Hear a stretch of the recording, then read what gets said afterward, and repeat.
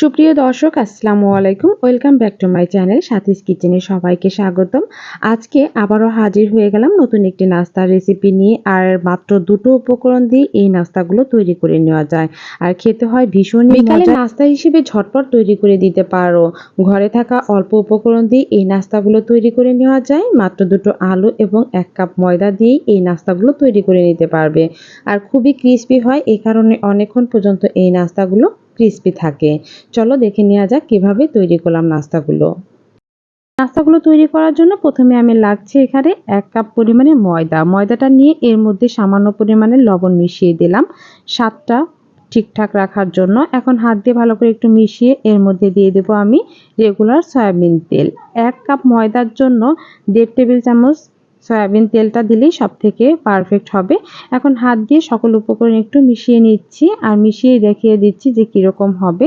তেল দিয়ে যদি এরকম হাতের মুঠোতে এরকম মুঠ পাকানো যায় এটাই কিন্তু পারফেক্ট। আর এর মধ্যে আমি দিয়ে দিচ্ছিলাম 1/2 চামচ পরিমাণে লাল মরিচের গুঁড়া, সেটা স্কিপ হয়ে গিয়েছে। এখন অল্প অল্প পানি দিয়ে ভালো করে একটা ডো তৈরি করে নিতে হবে। একেবারে পানি দিতে যাবেন না, তাহলে দেখা গেছে ডোটা নরম হয়ে যেতে পারে। একটু টাইট এবং সফট একটা ডো তৈরি করতে হবে। তার জন্য অল্প অল্প পানি দিয়ে আমি হাত দিয়ে ভালো করে মুথে নিচ্ছি আর মুথে নিয়ে সফট একটা ডো তৈরি করে নিচ্ছি। ময়দার ডোটাকে ঢেকে রেখে দেব 15 মিনিটের জন্য। অন্যদিকে আমি দেখুন এখানে দুটো আলু নিয়েছি এবং আলুগুলোকে কিন্তু আমি আগে থেকেই সিদ্ধ করে রেখেছিলাম। এখন আলুগুলোকে হাত দিয়ে ভালো করে একটু ম্যাশ করে নিচ্ছি। ম্যাশ করে নিয়ে এক সাইডে রেখে দিলাম। এখন এর মধ্যে দিয়ে দেব আমি কিছু পেঁয়াজ কুচি। বড় একটা সাইজের পেঁয়াজ নিয়ে নিলেই হবে। এর মধ্যে দিয়ে দিলাম আমি 3 থেকে 4টা কাঁচামরিচ কুচি, দিয়ে দিলাম কিছু ধনেপাতা কুচি। যে কোনো নাস্তার কিন্তু ধনেপাতাটা ব্যবহার করলে টেস্ট অনেক গুণ বেড়ে যায়। স্বাদ মতো লবণ আর 1/2 চামচ পরিমাণে লাল মরিচের গুঁড়া দিয়ে দিলাম আর দিয়ে দেবো ম্যাগির মশলা। আপনারা চাইলে চাট মশলাটাও এখানে ব্যবহার করতে পারেন, এতে কিন্তু অনেক টেস্ট হয় আর অন্য কোনো মশলা দেওয়ার প্রয়োজনই হয় না যদি ম্যাগি বা চাট মশলাটা ব্যবহার করেন।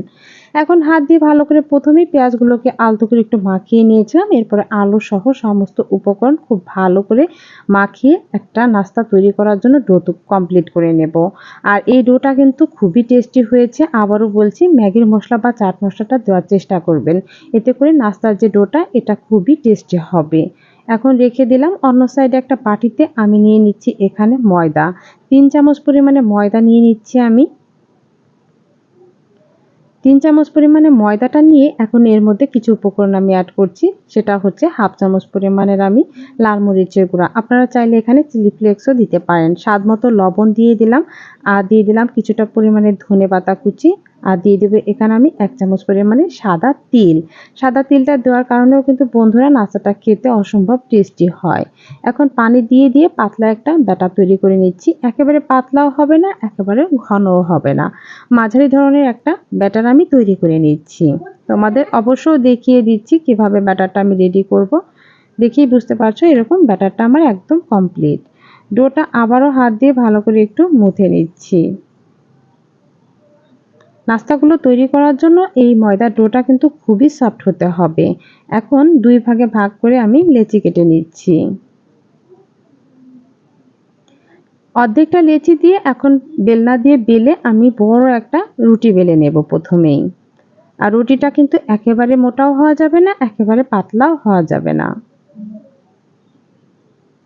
বড় সাইজের একটা রুটি আমি বেলনা দিয়ে বেলে নিচ্ছি। রুটিটা বেলা হয়ে গিয়েছে। এখন একটা গ্লাসের মাধ্যমে আমি গোল গোল করে কেটে নিচ্ছি।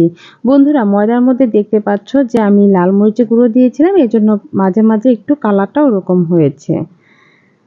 গ্লাস দিয়ে গোল গোল করে আমি কেটে নিলাম নাস্তা তৈরি করার জন্য। এখন সাইডে যে বাড়তি অংশটা এগুলো আমি তুলে রেখে দিচ্ছি। এগুলো তুলে রেখে দিয়ে ওটা দিয়েও আমি নাস্তা তৈরি করে নেব। এখন একটা গোল লেচি আমি নিয়ে নিচ্ছি। দেখো, এর মধ্যে আমি যে পুরটা রেডি করে রেখেছিলাম এই পুরটা উপরে দিয়ে দেব আর সমান করে দিয়ে দিতে হবে নাস্তাগুলো তৈরি করার জন্য। একটা চামচের সাহায্যে খুব সাবধানের সাথে একেবারে উপরে লাগিয়ে দিলাম। নাস্তাগুলো তৈরি করা খুবই সহজ। তোমরা যদি একবার দেখো তাহলেই তৈরি করতে পারবে। দেখিয়ে নাও কিভাবে আমি তৈরি করছি। আলুর পুরটা দিয়ে উল্টে নিলেই কিন্তু একটি নাস্তা তৈরি হয়ে যাবে। তোমরা ভালো করে লক্ষ্য করো। এই যে দেখো হাত দিয়ে চেপে চেপে আলুর পুরটা আমি ভিতরে সুন্দর করে একটু লাগিয়ে দিচ্ছি।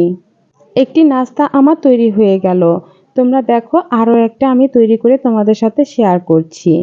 একটা লেচির উপরে যদি আলু এরকম চামচের সাহায্যে খুব ভালো করে লাগিয়ে দিতে হবে। এরপরে একটু উল্টে নিলেই কিন্তু নাস্তাগুলো একদম রেডি হয়ে যাবে।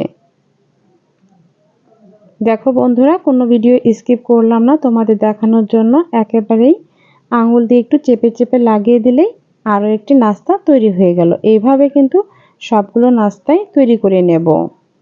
একই উপায়ে কিছু নাস্তা আমি তৈরি করে নিলাম। এখন আমি এগুলো ভাজার জন্য কিভাবে প্রসেস করব সেটাই দেখিয়ে দেব। যে ময়দার ডোটা আমি আগে থেকে গুলিয়ে রেখেছিলাম, এখন এর মধ্যে একটা নাস্তা দেব। দেখো বন্ধুরা, নাস্তাটা ভালো করে ভিজিয়ে নিয়ে চামচের সাহায্যে গরম তেলের মধ্যে দিয়ে দিতে হবে।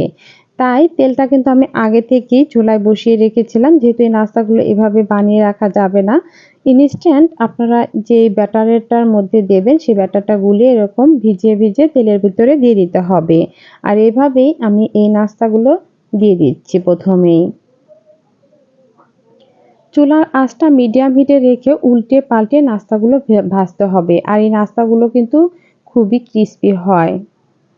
উল্টিয়ে দিচ্ছি প্রথমেই। আর এই নাস্তাগুলো খেতে ভীষণই মজার হয়। ঘরে কিছু ময়দা আর আলু থাকলেই এই নাস্তাগুলো তৈরি করে নিতে পারবেন আপনারা।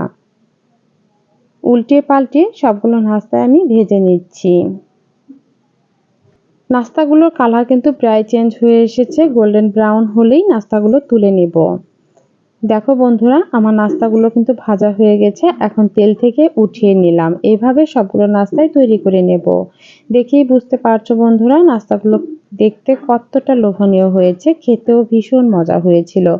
গরম গরম আলু দিয়ে এই নাস্তাটা তৈরি করলে খুবই মজার হয় আর বাসার সবারই খুবই পছন্দ করবে। তাই আজই ঝটপট এই নাস্তাগুলো তৈরি করে সবাইকে পরিবেশন করতে পারো। ভীষণ ক্রিস্পি এবং মজার এই নাস্তার ভিডিওটা যদি ভালো লেগে থাকে তাহলে লাইক কমেন্ট শেয়ার করে দিও। আর যারা চ্যানেল থেকে দেখছো চ্যানেলটি সাবস্ক্রাইব করে দিও। আর যারা পেজ থেকে দেখছো পেজটিকে ফলো করে পাশেই থেকো। সবাই ভালো থেকো, সুস্থ থাকো। আবারও পরবর্তী ভিডিও নিয়ে হাজির হয়ে যাব তোমাদের মাঝে। সে পর্যন্ত সবাই সুস্থ থাকো। আল্লাহ হাফিজ।